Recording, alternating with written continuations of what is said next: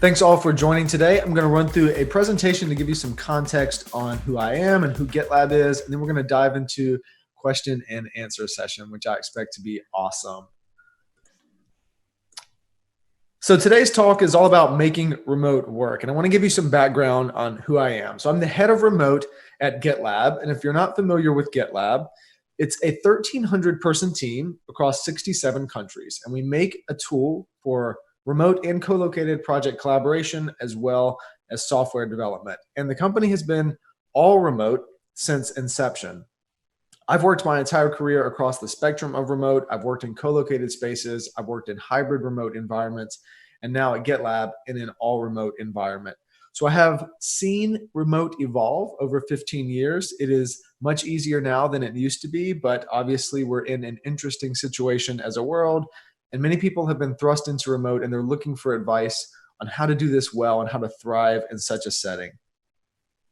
One thing I want to touch on before we dive in, I authored the remote playbook for GitLab. And so if there's anything today that you missed or you want to learn more about, just Google remote playbook from GitLab and you'll be able to download this, where we have cataloged all of our best insights. To set the tone, we don't view remote as a challenge to overcome.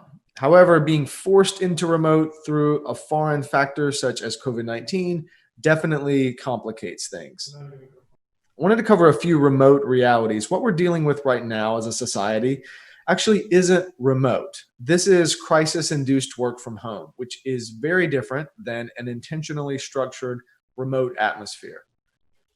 Ambiguity is going to have to be okay. Teams and leaders right now are dealing with variables that we could have never saw coming 6 months ago. And it's really important as leaders to acknowledge this and recognize that we're all iterating, we're all figuring this out as we go.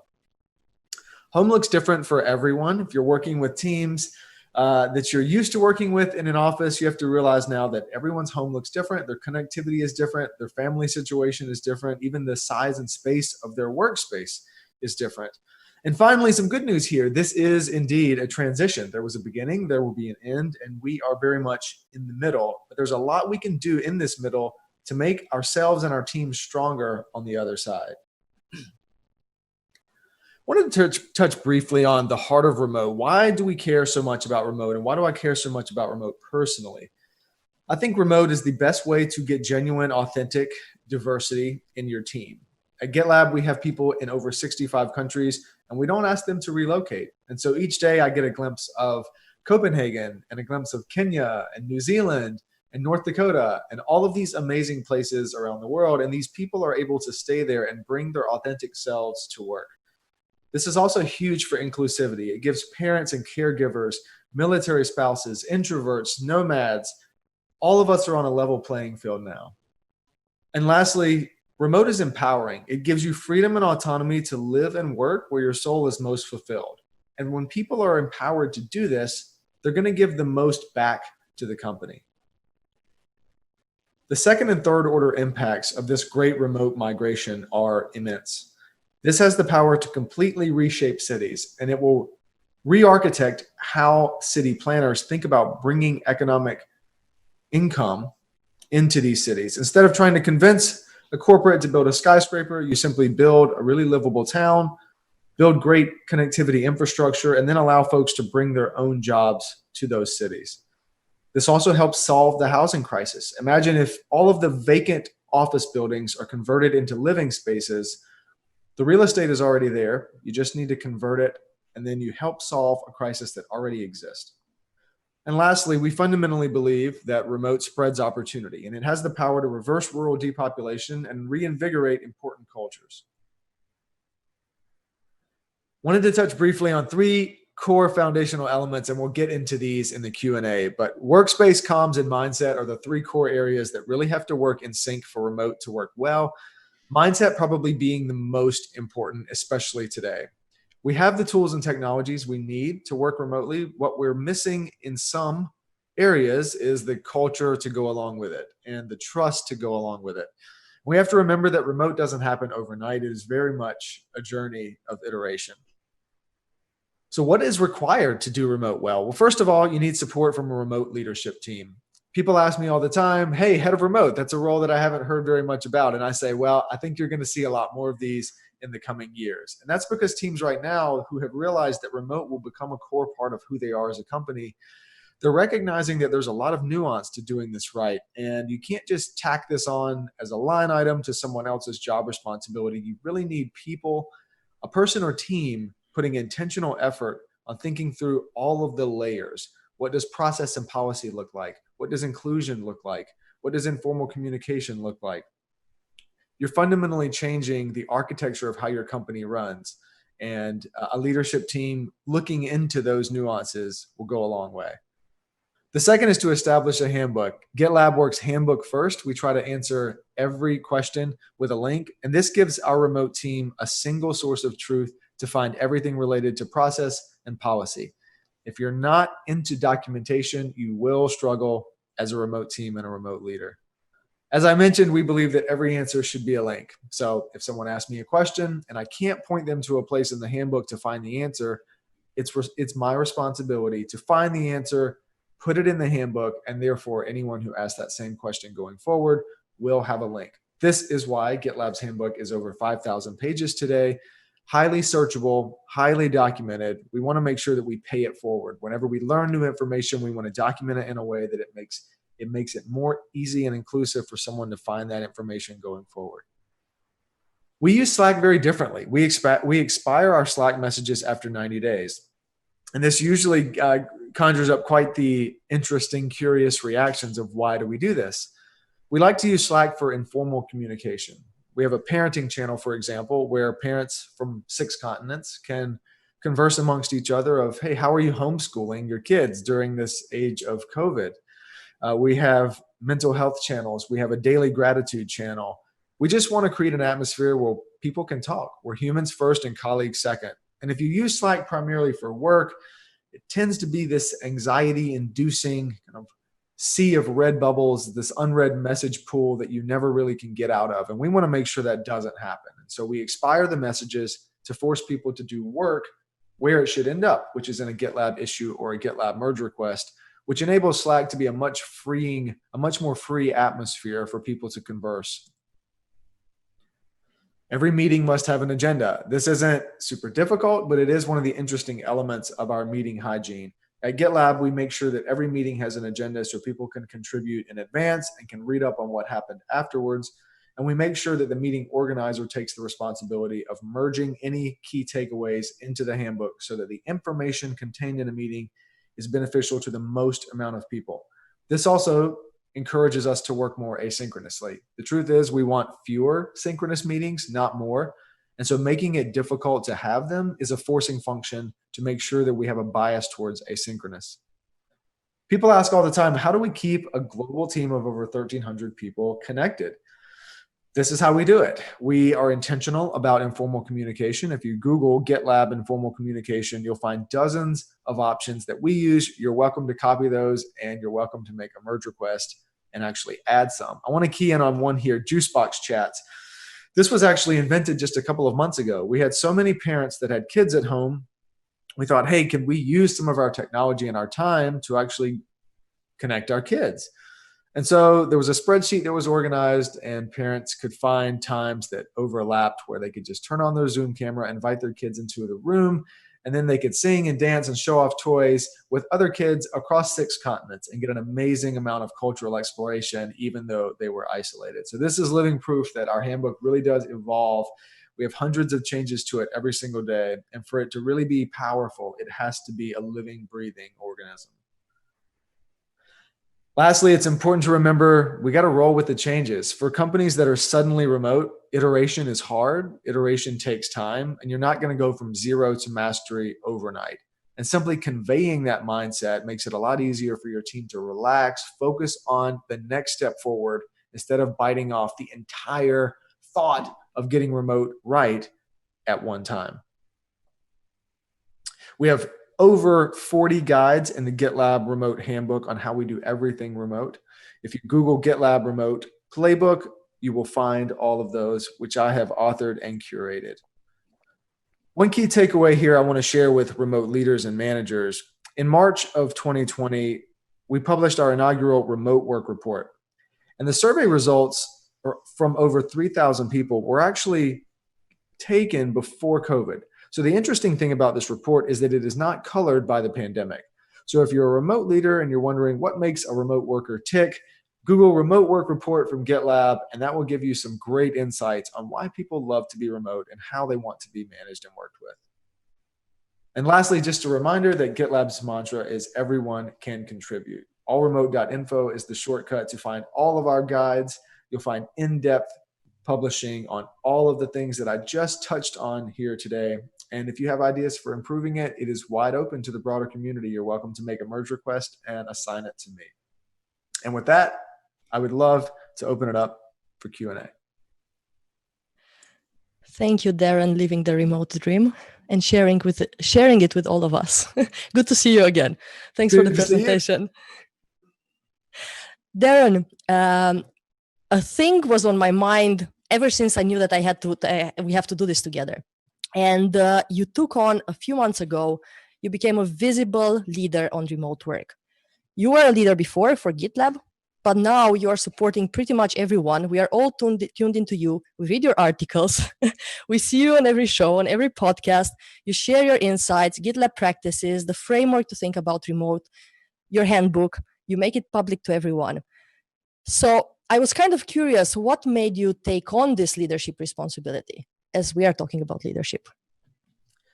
It was just something, I felt like I'd waited my whole life for this opportunity to exist. And when I realized that GitLab was going to really invest in making this a core part of who they were, the opportunity was just too amazing to pass up. GitLab fundamentally believes that its ability to encourage and proliferate remote first and all remote companies is a core part of the legacy that it will leave.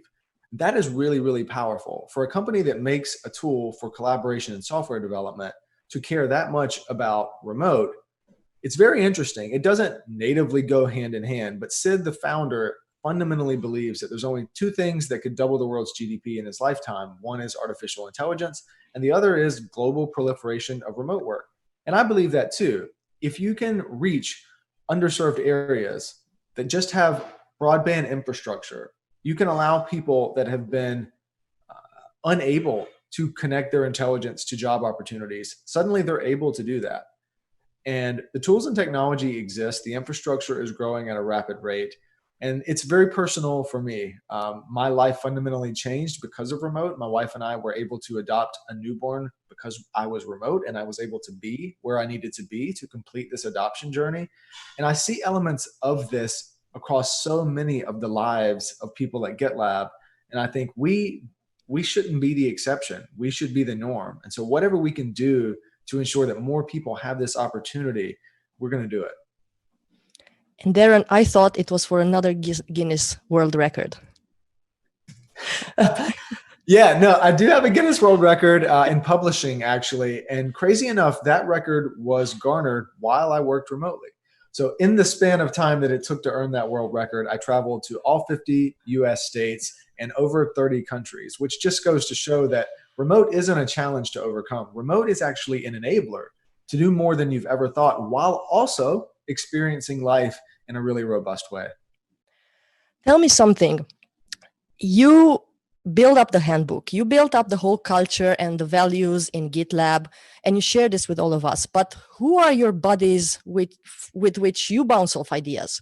Where do you get your insights on remote? How do you experiment with thoughts before you put them in practice? Do you have anyone, any team to do this with? Well, the Skills for Mars podcast is a great listen. So for those tuning in, I would encourage you to start there. Yes, believe it or not, there is a world of advocates and experts that have been doing this for a really long time. And this dawned on me a few months ago that there are probably a lot of people that are looking for that right now. And so, as is the case across GitLab, I decided to document it. And so if you Google GitLab jobs and community, you'll find a page that I've curated that lists out all remote and remote first companies for people that are looking for new opportunities with more flexibility. But then on that page, there's also a section on remote communities. And so I'm curating online Slack communities, online forums, newsletters. There are lots of remote communities. There's an amazing one that's on LinkedIn as well. These are places that you can go, plug into, and find people that are indeed living the remote dream. And everyone's story is so different. You'll find people all over the world, and how they've embraced remote and how they've run into remote is very different. And but it's so beneficial. It's so rich. The remote community is thriving, and now is their moment. So check that page out, engage with those communities, and if you find another community, please make a merge request to that page and assign it to me. Pandemic, COVID-19. Is there something, because we all talk about remote right now, that you learned which was new to you, maybe 2 or 3 things during this crisis? Yeah, you're seeing the full spectrum of response to this. One thing that I found very interesting is that many companies were ready for this. They just needed something like this, a forcing function, to put them in a place where they could test it out. What I've seen is that all remote actually works incredibly well. I've had hundreds of conversations with team leaders, with founders, with universities, and the one thing that I've seen conveyed more than any other is that, to their surprise, things seem to be working fairly well compared to where they thought they would be. And I attribute this to everyone being remote. And I'm not entirely sure that everyone recognizes this, but when an entire company is remote, you have one playing field. The executives and the interns are communicating across the same medium. No one has an advantage. There is no epicenter of power. There's no epicenter of culture. Everyone is remote, so they're all on the same playing field. That seems to work really well, even in quarantine, even in isolation, even with no planning or preparation. People are really adaptable. I'm actually really proud of society for being as adaptable as they are and being agile. I think the great reckoning is going to come from companies that decide, well, do we go back into the office? Because if this is working well without an office, are we going to introduce new variables and challenges if some people go back and some people don't? So the key takeaway that I've seen is that all remote works really well. In the United States alone, roughly 5% of the population worked at home by default prior to COVID, and now that's up past 60%. And I think that there's opportunity for this to become really enriching and rewarding once travel opens back up, because you have to remember, people are working from home right now, but what if their home isn't amenable to remote? What if they would rather go to a co-working space or an external office or a community co-working space where they can actually be around people and build community? If it's working well now, just imagine what it's going to work like when we're not in global isolation. Yeah, I'm seeing the reverse as well. Companies who are forcing employees all over the world to go back to work, even if the legislation in that place doesn't allow it yet. And then you have a debate as well. But talking about leadership, we have seen, and you have seen, and you know how to judge remote leadership better than we do. We have seen governments working remote. We have seen institutions working remote. We have seen educational places. What are your thoughts, and how would you look through your lenses? Yeah, I joined a panel a couple of weeks ago on NPR, and there was a caller that joined and said, hey, I worked for a government institution. We've been forced remote because of COVID, and I've never been happier in my professional career. I don't have the ideal workspace. My computer is pretty old. I don't have an ideal broadband connection. But despite all of that, the ability to be home, the ability to bypass a commute, the ability to drop the office politics and the facade, all of that has meant so much to me that I never want to go back into the office. And we've seen productivity up across the board. Apparently, this is working, even though we weren't prepared for it. And yet, my manager just sent out a memo that as soon as we can, people are going to ask to come back into the office. And I think this is a major misstep from governmental institutions. If things are working well remotely, now is the moment to double down on building that remote infrastructure, building remote policies, and making this a core part of the operational strategy going forward. Real estate is a massive expense, and there's massive demand for real estate. For example, skyscrapers in major cities of the world, if all of them that had offices immediately became apartments, there would still be demand for that real estate. You would just convert who is actually leasing it out. And I think this is as a misstep from governments who are just rushing to get back instead of using this as an opportunity to look to what is clearly the future. Because if the private landscape enables people to work remotely more and they enable that flexibility, the public sector is going to have a really hard time attracting and retaining talent. Because I fundamentally believe that remote is the last remaining competitive advantage. All governments and all private companies can compete on salary and job title and prestige.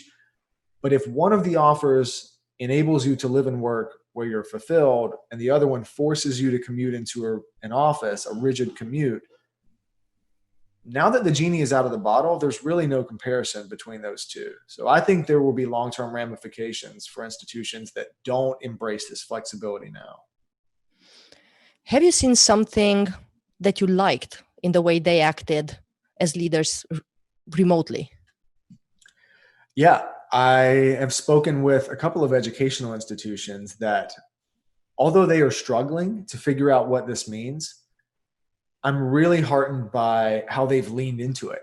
And they've used this as an opportunity to accelerate their own distance learning and online education initiatives. I think this has been spinning around in the back, in the minds of leaders for a really long time, but they couldn't figure out a great time to just thrust this forward. And now that we're all isolated and everyone is remote, well, there's no better time than now. And I have been encouraged by educational institutions that are saying, well, distance learning was always going to be a thing, so let's dive into that. And when you decouple a location from education, it's very, very powerful. This is big for people in underserved communities and underserved areas where just by nature of where they live or where they're born, they have access to a certain educational track.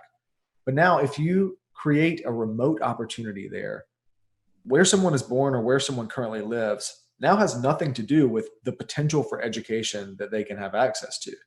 That is massively powerful. Education is power. It has always been the case.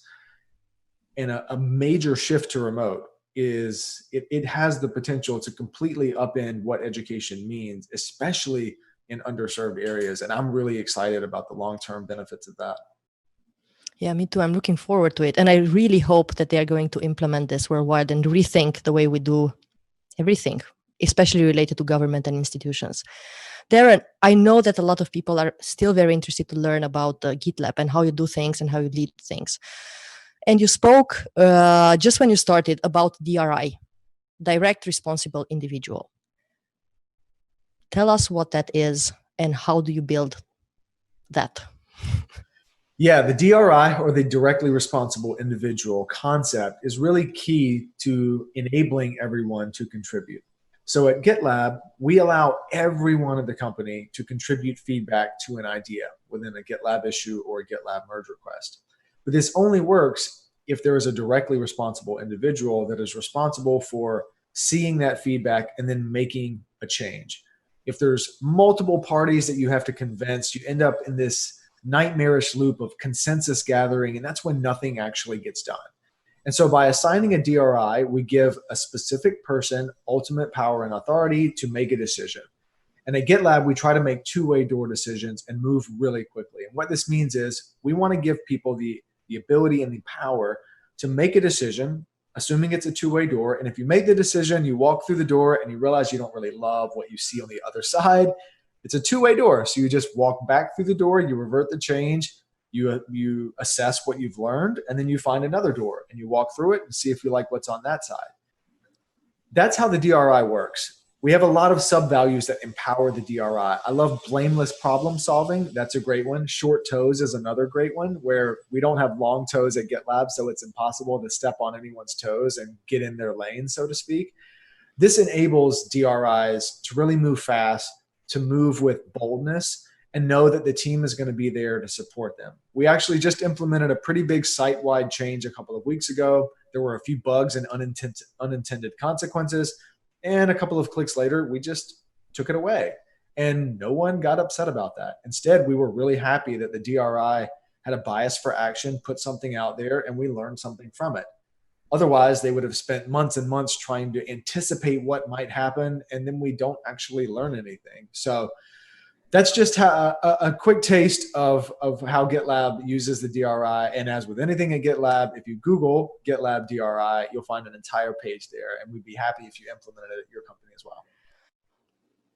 Does it take you long to build this responsibility into individuals? Because some of us come from companies where direct responsibility doesn't exist. There's a boss who takes the decision. And if you live in certain countries, the boss doesn't take a decision. They just juggle it with another boss and maybe it will never be taken. So some of us come from companies where this has never been assigned. The decision has never been assigned to us. Is it easy to build it with new hires? It takes some time for new hires to understand the concept of it, but it's easy to do when you have the right tool and the right transparency at the heart of it. So all of our decisions go through GitLab, the product, and we're the most transparent company in the world that I'm aware of. That transparency is also in GitLab, the product. And so it's very easy to see who created an idea, what feedback was received, everything is timestamped, and you can see when someone actually pushed a change to production and who did that. So it's very transparent. Anyone at the company can see how this works. I think in a lot of companies, it's very ambiguous who actually makes the decision.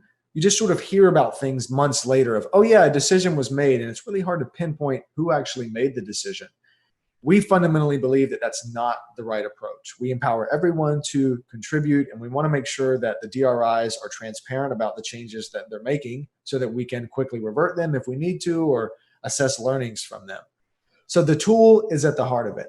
GitLab, the product, makes sure that DRIs are given the transparency and power that they need to make decisions and also revert those decisions. And so as we've been talking with companies, if they don't have a great asynchronous collaboration tool at the heart of their work, toolkit, we talk to them about GitLab because that enables so much of what we do. The product itself is there at the heart of it. But yes, during onboarding, we have to reiterate this time and time again for new hires because we frankly say that a lot of the things that we do at GitLab feel like a trap. A lot of people join from a conventional corporation, and some of the ways that we work would not go over so well at other organizations. And it requires a leap of faith to truly embrace iteration, to truly move forward with a change, and then see how the company reacts.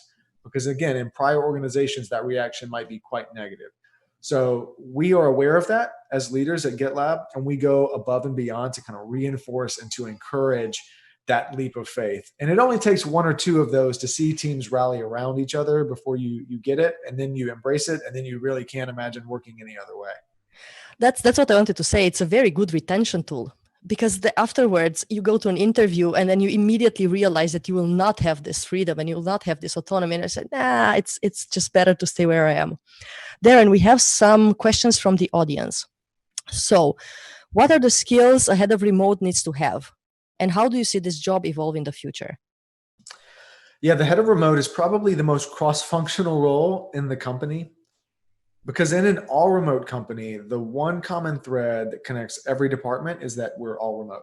Finance is remote, human resources is remote, engineering is remote, marketing is remote.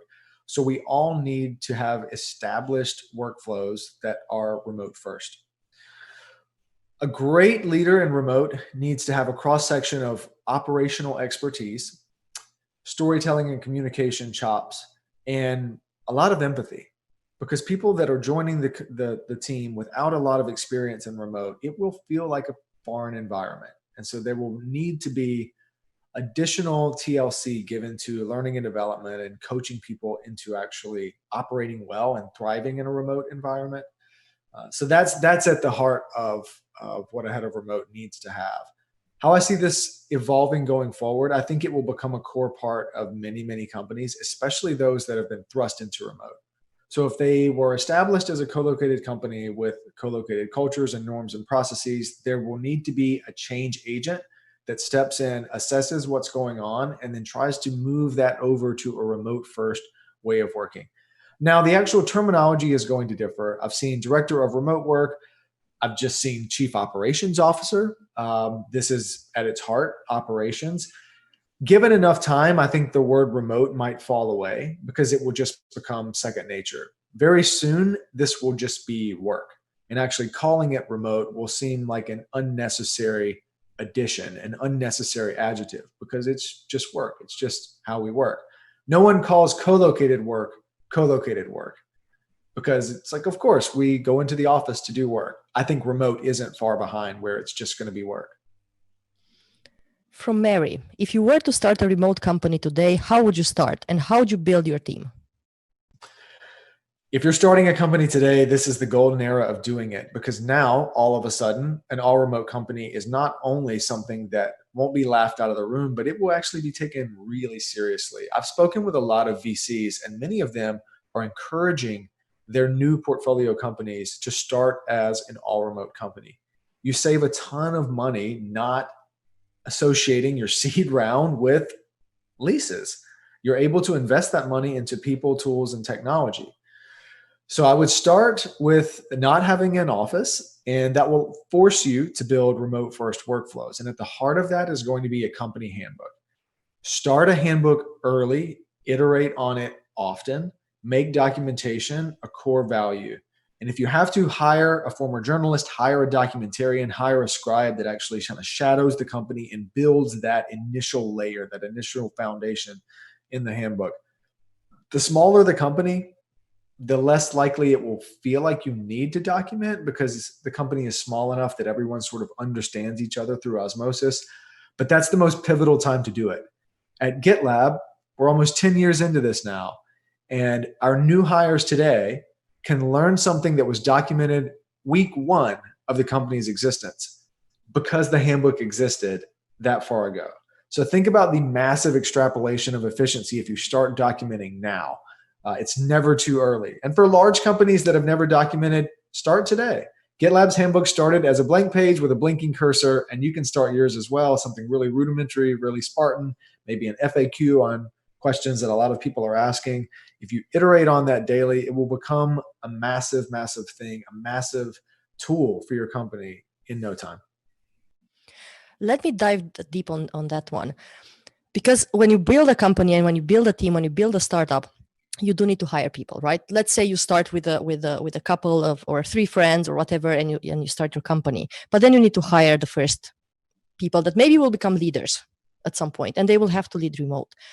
How do you make sure you get the right people, and maybe share some of your top questions that you like asking people to make sure that they are really ready to lead remotely? It's a great question. It's very important. At the base level at GitLab, excuse me, we look for managers of one. And if you Google GitLab managers of one, you'll see our thought process on that. This is really big. It encompasses a lot. We want to make sure that people thrive with autonomy.